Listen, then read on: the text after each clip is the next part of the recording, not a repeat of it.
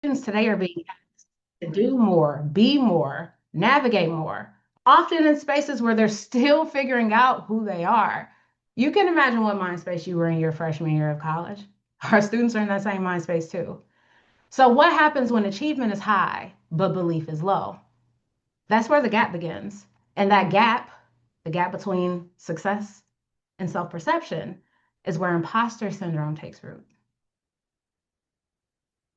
So, the age of transformation, students today are definitely navigating more than ever. So, my husband and I have this ongoing joke. We both went to the same university, and we often reflect on this because we have two daughters. One is 12 and one is 4, well, about to be 4. And we have the conversation of college is so different now than what it was when we were there. And students have so much pressure on them now than we did. And some of that may be self inflicted, but some of that may be on us as practitioners. So, getting into this, social media makes achievement public, and there is constant comparison. Students are seen in ways generations were not seen previously. And with things being under a microscope, it directly ties into performance pressure and self doubt.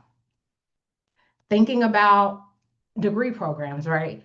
I don't know if this was something that's across all of higher ed or not, but at my institution there was this joke that's, well, not joke, this saying that students will typically change their major 3 to 4 times. Think about that from the student perspective. I go to college and I'm majoring in something that I'm extremely passionate about. And I start taking my first set of classes and I recognize very quickly this is above my head. Imagine how that makes them feel. Those do I belong here inner voices definitely take root. An expansion of what students are expected to be, they have a lot on their plates. We expect them to be scholars, we expect them to be leaders. A lot of them have on campus jobs. We have a lot of students that are creators. Thinking about all of that pressure, that's a lot. And success is no longer single dimensional. So, with all of these different layers and hats and titles, our students are overloaded. And that definitely causes some internal issues. Heightened identity awareness with you being in the higher education setting in the classroom, some of those differences are more visible. So, thinking about race, thinking about class, thinking about gender, thinking about our first generation students, you can see these things in real time. So belonging is constantly being interpreted and not assumed. And it connects directly to belonging and imposter syndrome because if you're in those spaces, you feel like you don't belong, already starting that negative self talk that's definitely going to take root as it relates to your academic journey. Students are being evaluated beyond exams. So, being evaluated in social situations, digital situations, thinking about our student athletes, thinking about those in professional spaces. There's really less off time being assessed. Again, being under the microscope, everything being very accessible. So that chronic pressure can lead to chronic self doubt if they feel like they're not excelling in those areas. We definitely have an always on digital comparison culture. So peer achievement is constantly visible through pure curated content and thinking about like social media, thinking about presence on campus. Success feels immediate, public, and you can't help but compare yourself to others. So that reinforced inadequacy happens even in our high achieving students. This last bullet, some of this is on us. Thinking about students navigating multiple advisors, multiple departments, changes in staff, changes in expectations. Support exists. We do a great job of having a lot of resources and a lot of support available, but it may feel disconnected for our students. And when that disconnection happens, it increases I feel like I'm on my own. I have to figure this out on my own, which can correlate to those imposter feelings in our students. So, quick mic check before we get into defining imposter syndrome. What do you know about imposter syndrome? And you can feel free to utilize the chat if a couple of you want to unmute. Just really wanting to, gauge the temperature of what we know about imposter syndrome. And we could just take a couple of minutes to do that, no pressure.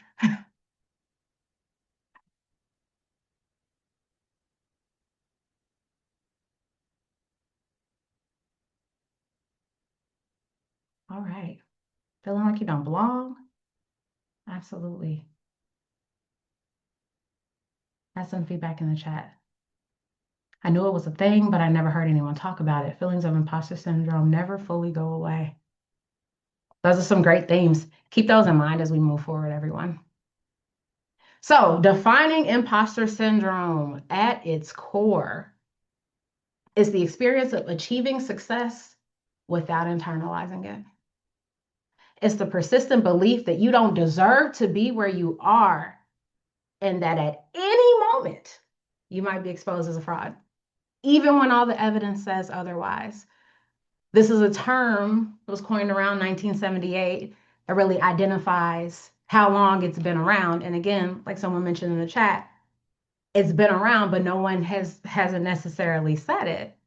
The concept has been broadened to refine it as a pattern that involves that one has deceived others into overestimating their abilities. And it's very difficult to internalize the achievements as being deserved and earned. So the types of imposter syndrome, we have the perfectionist type. So this is the person that sets very high, unrealistic expectations for themselves. And they are overly critical of their performance and doubt their quality, even if the quality is exceptional. Those that are superhuman feel satisfied if high standards are met in one specific area. And this is the person that's the king and queen of the multitask, right? Focusing on how many things can be handled. And this is the person that tends to overcommit because they have so much that they want to master, have so much that they feel deeply that they need to manage. The natural genius has unrealistically high expectations and judge how easily they can get through tasks, how easily they can get things done. I should be able to excel without effort or much coaching. This person may struggle with patience and learning through multiple failures. Getting into the soloist type of imposter syndrome. These are the people that believe asking for help from others is a sign of incompetence. If I have to ask for help, I don't have it. If I have to ask for help, I'm not enough. They want to prove their worth by working independently. And this person also struggles to accept support from others and feel that overall achievement doesn't count if someone else helps me do it. And then finally, the expert. This person is focused on a specific area and they must master that subject before starting a new task or pursuing a new opportunity. These individuals fear solutions where their limited expertise may be showcased because you don't know all the answers. And this person is also fearful of other individuals taking the lead. So opportunity for some feedback and to take a snapshot of the room. I'm going to launch a poll and I want you all to identify which type of imposter syndrome you resonate with most, you connect with the most. What describes you?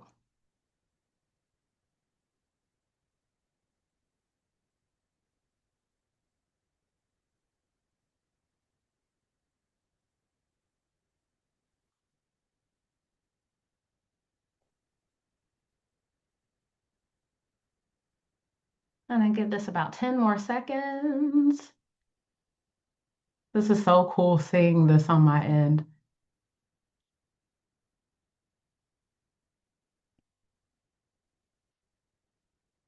All right, everyone, let's see where we landed.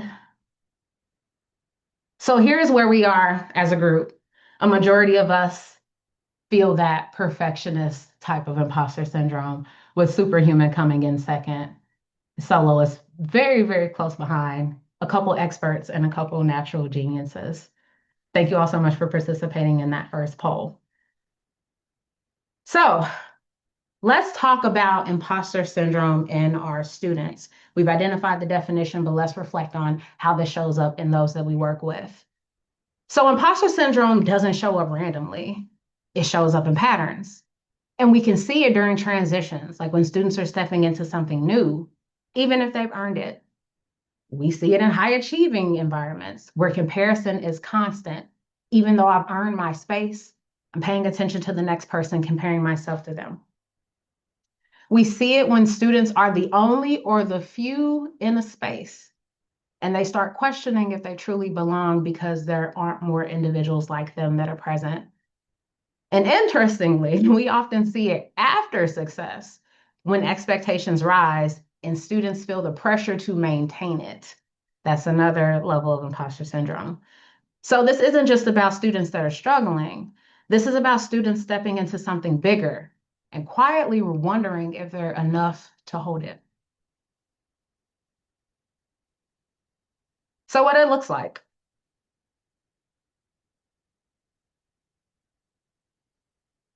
This is what makes imposter syndrome challenging because it's not always obvious, especially with our students. And it doesn't always look like insecurity. Sometimes it looks like overworking. So students pushing themselves beyond what's necessary because they feel like they have something to prove. Sometimes it looks like professionalism, where mistakes don't feel like a part of learning, they feel like a confirmation of doubt. And sometimes it looks like avoidance, students stepping back from opportunities, not because they can't do it, but because they're afraid of being exposed. And often it sounds like deflecting success. I just got lucky. It wasn't a big deal. Anybody could have done that. So, what we're seeing on the surface may look like excellence, but underneath, there's often a question. Am I really enough? Imposter syndrome doesn't always show up as struggle. It often shows up as success that feels undeserved.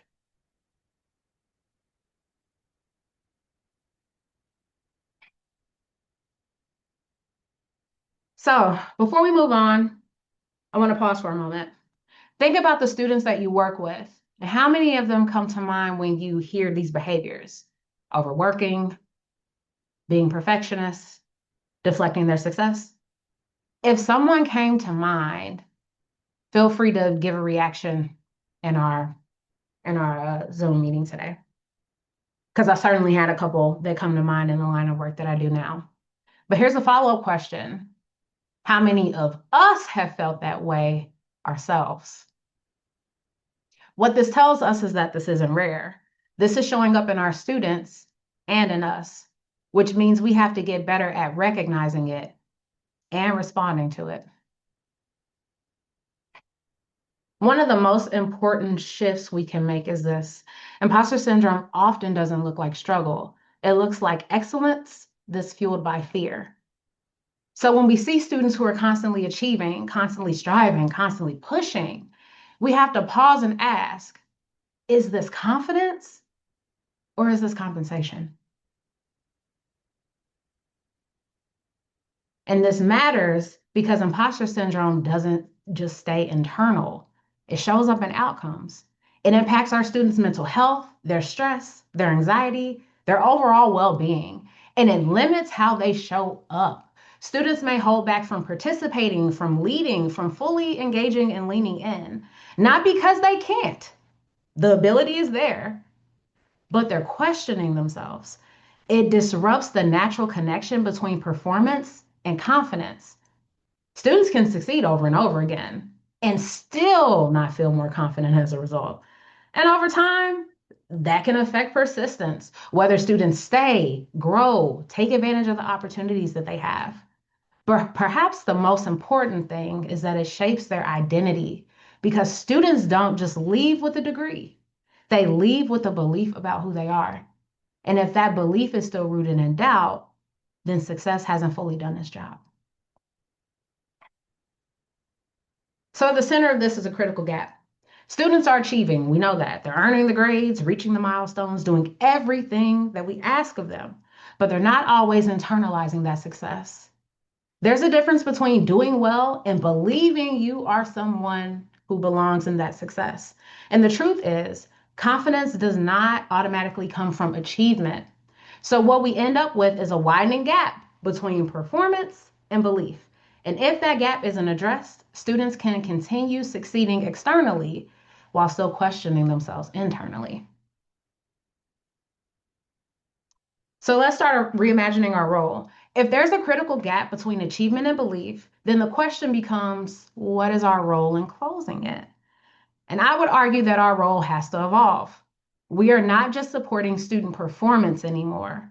We are shaping student perception. Because the work we do doesn't just influence what students achieve, it influences how they interpret what they achieve.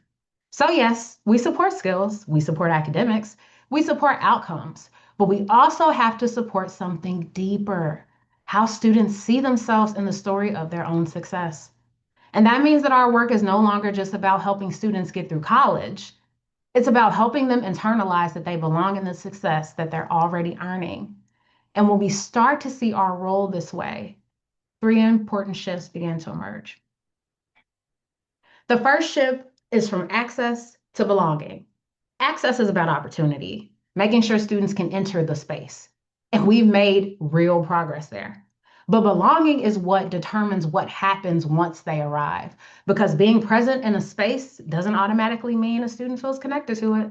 And if students feel like they don't belong, they can still disengage, even in spaces they've earned the right to be in. The second shift is from performance to internalization. Our students are performing. We've established that already. They're achieving and they're succeeding. But performance alone doesn't guarantee belief. Internalization is what allows students to say, I didn't just do this, I belong in this. And confidence is not something we can assume will naturally flow from achievement. It has to be named, it has to be reflected, and it has to be reinforced. The third shift is from support to identity development. Support helps students navigate systems, complete tasks, meet expectations. But identity development is something deeper. It's about who students see themselves as they move through those systems. Because our influence doesn't stop at outcomes, it extends into identity. And the question becomes, who do students believe they are becoming because of the support we provide? So how do these three areas work together, from access to belonging, performance to internalization, support to identity development? Well, belonging is, do I belong here? Internalization is, do I believe that my success is real? And identity is, who am I becoming? And when we look at the student experience through these three shifts, we start to see very clearly where imposter syndrome takes root and how we can begin to interrupt it.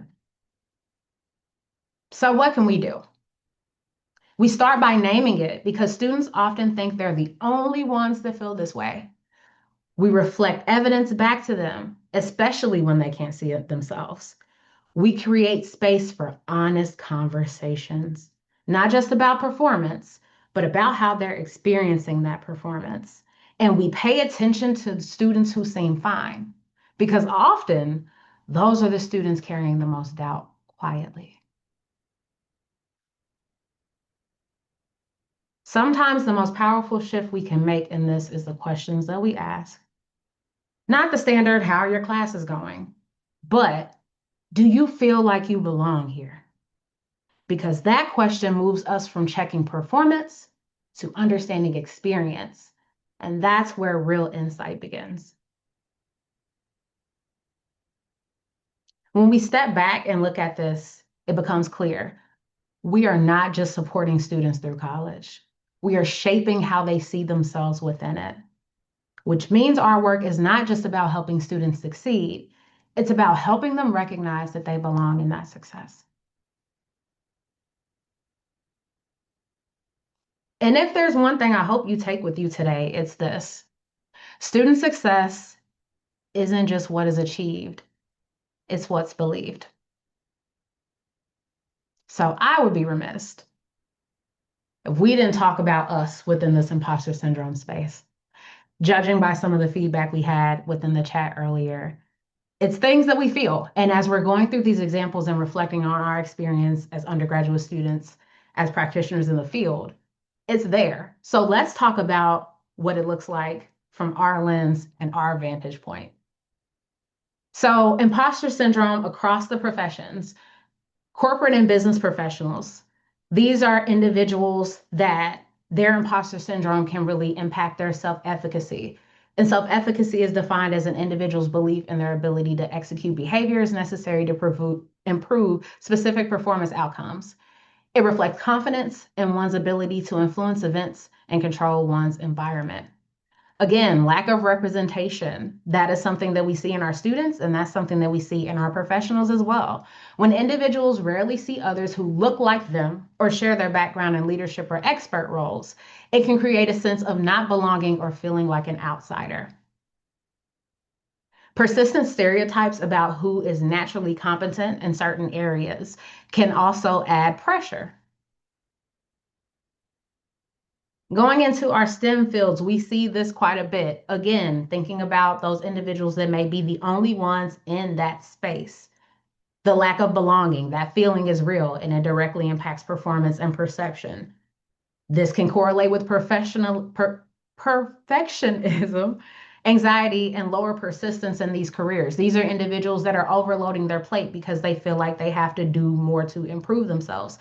These are people that are nervous because they feel like someone is going to out them as an imposter because why am I in this space in the first place? And all of those feelings can be overwhelming and result in those individuals exiting said professions.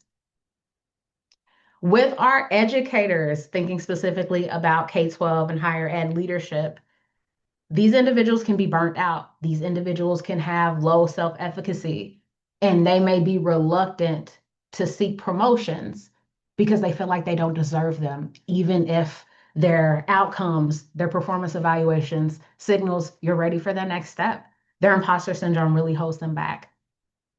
Professional learning communities and peer validation reduce symptoms, really finding that community of people that you can be open and vulnerable with, that can see some of the things that you don't see in yourself and really speak to you in that way.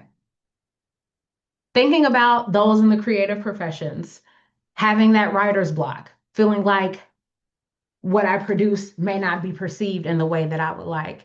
Constantly comparing themselves to others' work, especially thinking about the fact that these outputs are externally facing. That sense of comparison takes root here and directly impacts imposter syndrome in these individuals. Thinking about academia and higher education, so these individuals that may be pursuing their advanced degrees, maybe faculty working with students, this happens more during early career transitions because this is something new. This is something that you haven't mastered because it's the first time that you've done it. So those feelings of imposter syndrome definitely take root there. And this could be linked with lower research productivity, job satisfaction, and self-efficacy.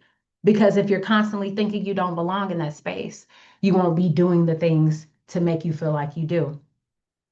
Really thinking about finding community in this space as well is very important, and that is a common theme. When individuals can come together to share these feelings and support each other, that really combats that imposter syndrome feeling. So thinking about some of the trends that we see here, it peaks at early career transitions. So when there's new roles, when there are promotions, when there's leadership entry, this really can signal the I'm not ready for this, I don't belong in this space. It's higher in those underrepresented minority and gender marginalized groups because there's not a lot of people that look like them in the space. So they're questioning their true belonging there. It also correlates strongly with perfectionism, anxiety, and burnout. These are individuals that feel like they have to go above and beyond. They have to have a lot on their plate. They have to feel like they're constantly doing things to deserve and earn that spot. But the silver lining is that it can be mitigated through mentoring, through having those conversations, open dialogue, through coaching, everything that we can do to put a name to it, but also talk through it. And speaking of putting names to things, I want to incorporate a quick activity called Name It to Tame It, where we can normalize imposter feelings through shared experience. So I'm going to give you the prompt for this. I am going to load a whiteboard within our meeting space. And on that whiteboard, I'm going to type in the prompt, and then I'm going to provide a stack of sticky notes. With those sticky notes, I want you to take one, post it where you would like, and answer the following question. When have you felt like an imposter in your professional life? I'll give us maybe like five minutes or so to go through that activity. And then we'll take a look at some of the feedback that we got from our colleagues. So I'm going to stop my screen share. I'm going to go to the whiteboard. And I'm going to put our prompt here. And then I'm going to paste a stack of sticky notes here. And with this, you can grab a sticky note, have the text box,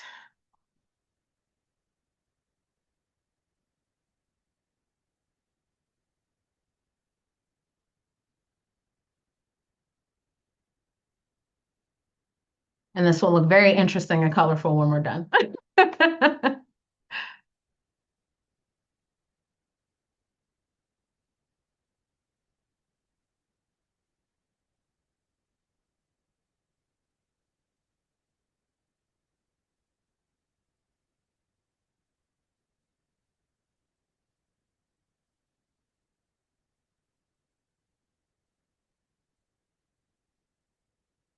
We are having a lot of themes emerging here.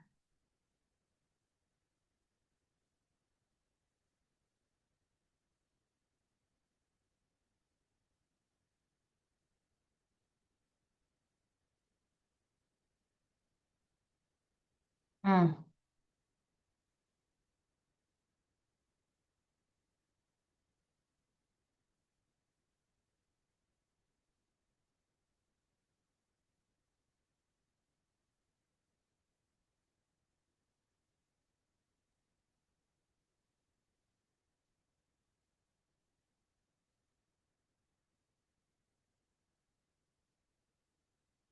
mm. These are some really interesting things, everyone. Feel free to continue to jot down your responses to when have you felt like an imposter in your professional life.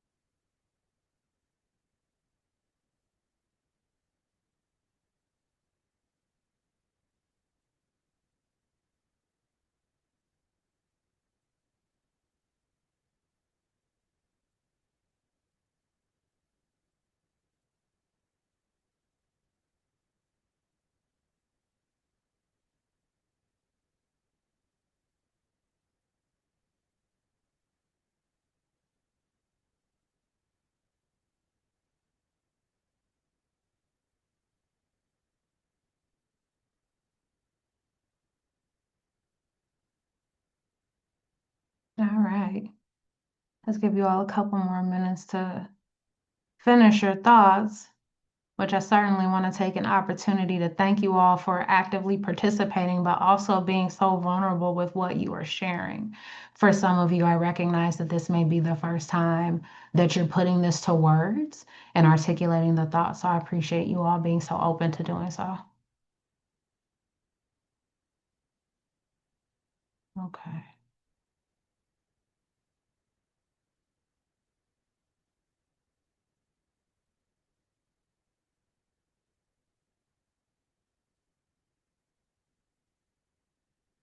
All right, everyone, don't feel compelled to rush, but I'm going to give us about 2 more minutes on this activity.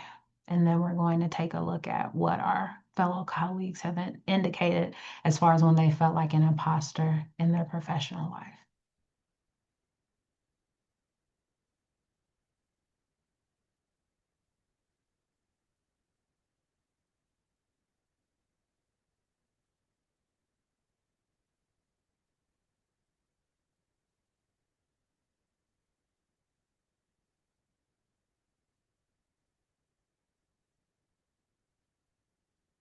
I have 1 minute to go, everybody.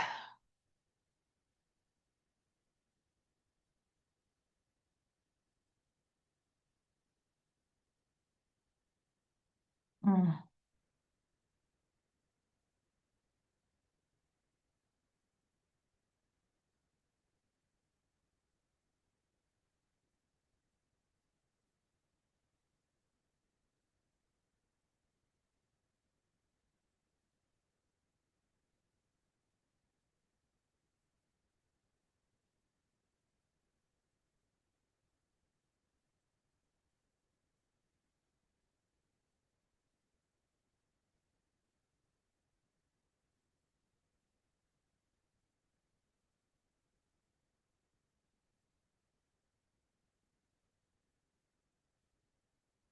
Of course, you are welcome. You are welcome. All right, everybody. Mice down. I almost said pencils down. But I want to take a look at some of these areas that have been identified just to take a quick gallery walk. So, each meeting with the senior admin, when someone asks why I had a role that didn't go to someone that looked like us. When a student worked hard on something and still failed, even with talking through their assignment, I felt like an imposter when I encountered high stakes new tasks. When others when others say stuff in meetings and I have no clue what they're saying. Same. When I transitioned from elementary education into college athletics and academics, my first year working with my students and my first meeting with coaches, graduating from an HBCU and enrolling in graduate school at a PWI, had a professor state that she did not have a lot of faith in my HBCU liberal arts education to be successful in that program. Okay. Serving as the go-to person for questions when the director is out. When I submitted my first academic journal article. Being one of the youngest in my professions and taking a supervisory role, supervising people much older than me. Definitely have had that experience. When I realized that I was the youngest employee in my department during my first full-time role as a first-year instructor in higher ed. When I entered administration for the first time. Similar themes there. Getting to an executive level position earlier than planned, and being 10 years younger than everyone else and being the only minority, meeting new people above my pay grade. When I first transitioned from a GA to full time and transitioning from institution to institution due to job changes. So almost every day still. When I don't feel like I'm making a difference, that I'm not the one that's contribute to better success for my teams. Starting a new position. After completing an event and being asked to lead another project, I'm often confused as to why they keep asking me to do these things. I don't always see them as successful. When I was promoted to assistant AD, I am the youngest and only person of color on the leadership staff. When being spoken to like a child in a meeting with upper level administration, promotion to director in a new division, starting a new position. When I started working for my higher ed institution after working in K-12 for many years. When I started to get invited to share my ideas and join initiatives with people higher up than me. Also, first job post-grad when I realized I was now the trusted adult, very felt. Transitioning to a new director role every day, every day. After completing my MA in history and being asked to teach an adjunct that next semester. When I started helping out in committee, even as an intern, applying for new jobs. When I started a new role, a lot of new roles here. When starting to supervise others and doing performance evaluations. And the last one we'll share here, starting my first full-time position. Okay. A lot of that was very powerful. And again, I thank you all for sharing your vulnerability in that space. I'm going to go back and share my screen again so we can continue with our discussion. So this is one where you all can feel free to unmute. What are some themes and trends that we saw with the question of when I felt like an imposter in my professional role? What did we see? When you're entering something for the first time, new Entering position. something for the first time. Leading people who are older than you or who do not look like you. Leading people who are older than you or don't look like you. What else do we see? Supervising people for the first time. Supervising people for the first time. People trying new things felt uncomfortable. Mm-hmm. Trying new things and definitely that level of a discomfort because it's uncharted territory. Anyone else care to share?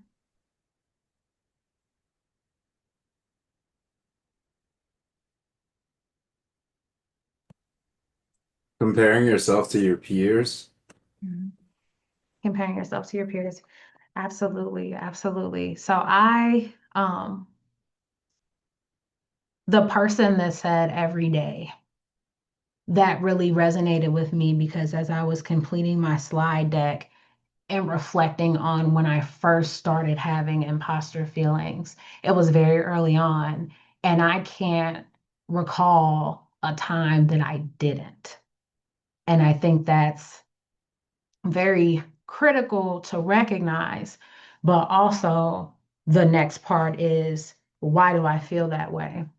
The specific example that I had was, I think someone shared it very similar to me. So I went to my alma mater in my last semester. Well, not last semester, my last year, I started tutoring. And the subjects that I tutored were economics and physics. And I was not an economics or physics major, right? But those were areas that I was very passionate about. I performed well, and I felt like I could coach and teach people through it. And I remember the first tutor training that we had, and being in that space, one of few Black students in the room. I think there may have been one other person. And hearing my peers talk, and similar to the person in the whiteboard that said when people are talking in meetings and you have no idea what's going on, I felt that way and had the thought of, why am I doing this? I don't belong in this space. Even though I had tutored in high school, I had tutored in middle school, but just being in the space with others and that consistent comparison made me diminish myself. But really having the conversation as to, is this valid? Why are you feeling this way? So again, as we go to our next slide, I just really appreciate you all for being so open, so vulnerable, so transparent. And I'm hopeful that putting a name to this, putting that out there, these next slides will be even more impactful to you. So let's get into it. We've talked about imposter syndrome. We put a name to it. We've described what it looks like, how it shows up with our students. We were very vulnerable in sharing how it impacts us day to day. But what can we do about it now? Normalizing it. That's one of the first steps. The fact that it is common, as we've seen within this space, there's so many stories on the whiteboard of when imposter syndrome happened. So you're not the only one that feels that way. So learning more about it, but then also being open and willing to share. Because one of the cool things is that when you share in these type of spaces, people that know you may be able to directly share why that's a fallacy in thought. But also keeping an evidence bank for our people that really like outcomes, really like assessments. When something happens and that imposter syndrome kicks in, assessing it. What's the evidence that it exists? What have I been told? Project successes.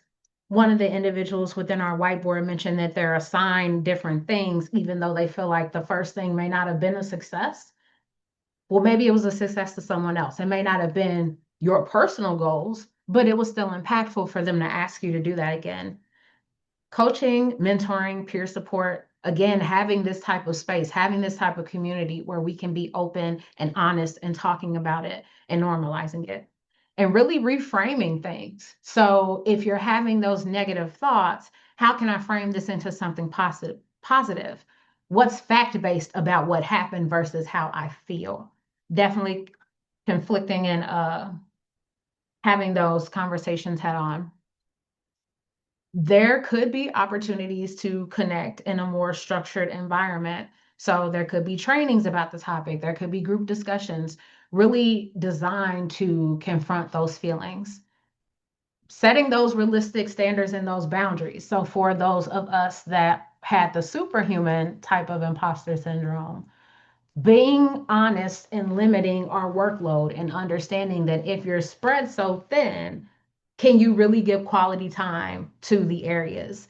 And if you're not performing well in those areas because you're so overloaded, of course you're going to feel like you're failing. You've set yourself up for that, though. It may not necessarily be an indicator of your ability to be successful. Dropping perfectionism where it's not necessary. So thinking about how you manage your time. If it's a situation where it doesn't have to be perfect, why not take that time and energy and place it somewhere else? Thinking about being compassionate to ourselves and accepting uncertainty. Mistakes are going to happen. Mistakes are not the end of the world. You can frame that as a learning opportunity. We'll know if we have that type of task, we won't handle it that same way. And treating yourself kindly when you feel inadequate. And I know that's something that doesn't seem deep or doesn't seem impactful, but you're your worst critic, but you're also your biggest cheerleader. So being kind to yourself and practicing that is very important when it comes to this topic. We want to take risk because when you're uncomfortable, that's when you grow. However, there is too much of a risk. You don't want to do it where it's overwhelming, where it impacts your performance. So let's step a little bit outside of our comfort zone each time we take on a task. Over time, your competence and your confidence will grow, and it will make you feel more comfortable in those type of situations. So for some actionable steps related to this, some things that you can do when you're in the space, when you're in the meeting, when you're with your colleagues, when you're completing a task and you feel the imposter syndrome thoughts. I can't do this. Why did they ask me to do this? This is beyond me. This is above me. Be mindful of when the feelings arise. So, what was the trigger? What was the situation? And what did you tell yourself? And then with that, over time, you can look at those patterns and figure it out. So, if it's a tight deadline, if it's a new role, those are the things that trigger this feeling. To pause and challenge those thoughts. Again, what evidence do I have of this negative feeling, this self doubt? What has happened? And then what evidence refutes it? Use that as your evidence bank to push back when those thoughts creep in. And sharing with someone you trust again, normalizing it and talking about it. You are not the only person that feels that way. But find someone that knows you well, someone that can directly share. This may be your perception, but this is the reality. And celebrating the small wins, I try to do that often because I'm someone that's very critical of myself. So maybe at the end of the day or the end of the week, capture something that you did well, reflect on that, the feedback that you got, or if it was a risk that you took. Hey, I did a presentation today. I typically don't do those. Like celebrate those small wins because that does build positive momentum. You really need to set limits and to pick your battles because for those low stake tasks, accept good enough rather than this has to be absolutely perfect. And scheduling some development time. And I'll give you all a gold star because being on this call today is your development time. So being intentional about pouring into yourself, intentional about that self-care, it really helps you internalize growth rather than always doing. And you may need to revisit this periodically, right? Like as we're taking risks, as we're getting more comfortable with this, maybe there's a new trigger, maybe there's a new situation that causes those imposter syndrome feelings. So really being mindful of that as we're moving forward. So thinking about actionable steps, I am going to launch a poll and I would like for you all to let me know which one of these strategies resonates with you the most. Which one of these strategies can you implement when you start to feel those imposter syndrome feelings that can really directly combat that feeling?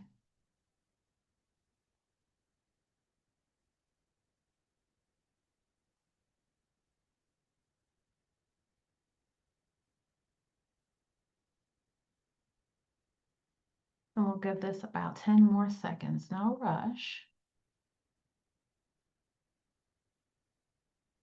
It's a little bit more. Okay.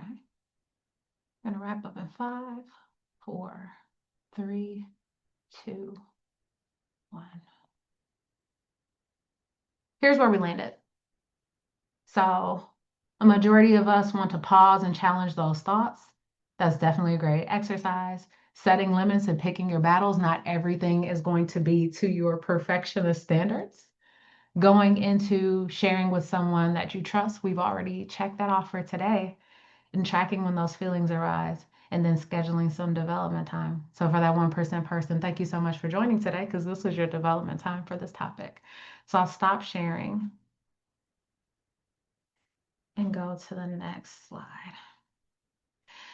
So as we close, I want to name something that may feel a little closer to home because imposter syndrome isn't just something that our students experience, right? As we've seen, it shows up with us too.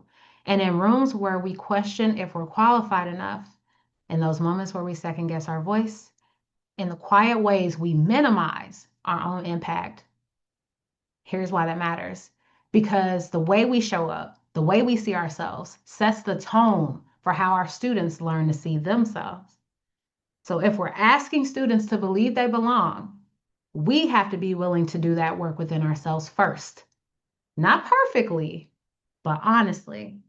Because belonging is not something we can simply teach, it's something we model.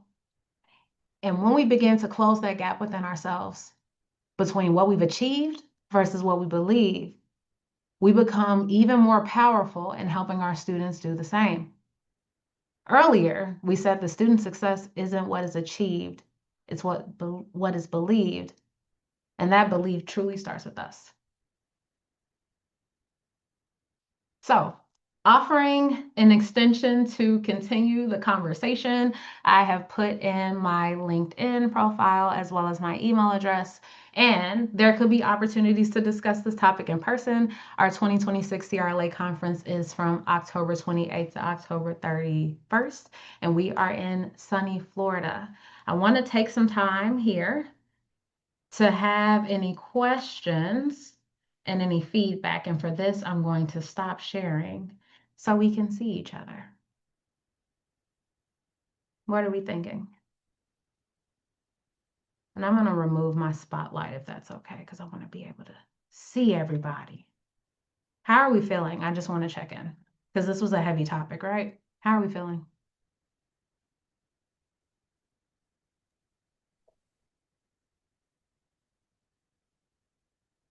Feeling excellent. Getting a whole bunch of thumbs up, getting a whole bunch of reactions.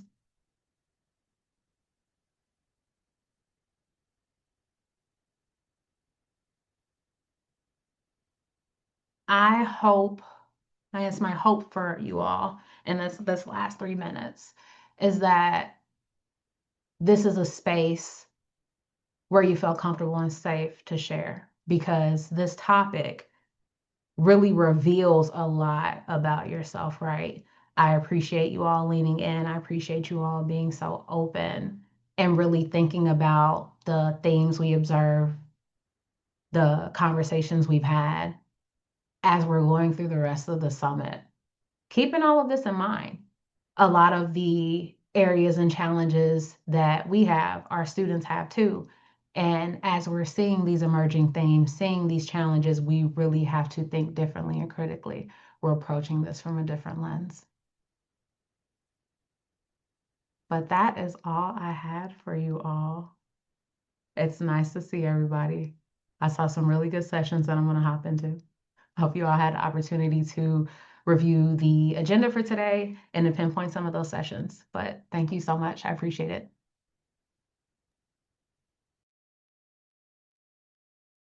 What an absolutely engaging session.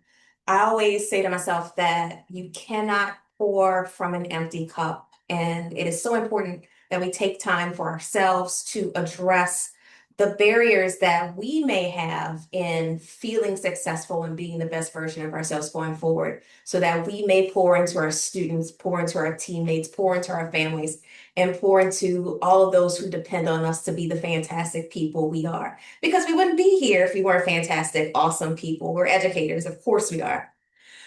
Once again, thank you guys so much for joining us for opening session. We're starting the day with our first concurrent sessions at 10:30 CST. Please check the schedule to see what sessions you would like to join.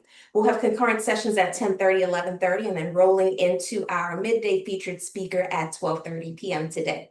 If you have any issues with tech, please email accesssummit@lsu.edu. And at the conclusion of the session, please go ahead and fill out the session survey. Thank you so much, guys. Thank you for joining us for opening session.